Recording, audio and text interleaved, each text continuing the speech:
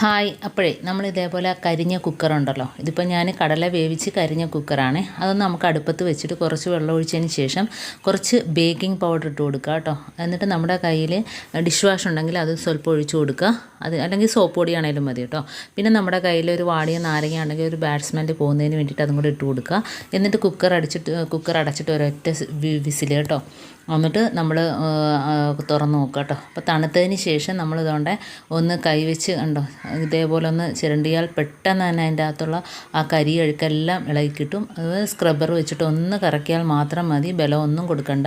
അപ്പോൾ കരിഞ്ഞ കുക്കറൊക്കെ നമുക്ക് ഇതേപോലെ ക്ലീൻ ആക്കാനായിട്ട് പറ്റും. കുക്കർ മാത്രമല്ല, ചരുവാണേലും അലുമിനിയത്തിൻ്റെ ചരുവാണേലും എന്താണേലും നമുക്ക് ഇതേപോലെ അടുപ്പത്ത് വെച്ച് ബേക്കിംഗ് പൗഡറും അതേപോലെ തന്നെ കുറച്ച് ബേക്കിംഗ് പൗഡറും അതേപോലെ കുറച്ച് സോപ്പ് പൊടിയോ ഡിഷ് വാഷോ വെച്ചിങ്ങനെ ചെയ്താൽ മതി. അപ്പോൾ ഇതിൻ്റെ ഫുൾ വീഡിയോ ചാനലിലുണ്ട്, ആവശ്യമുള്ളവർ കാണണേ.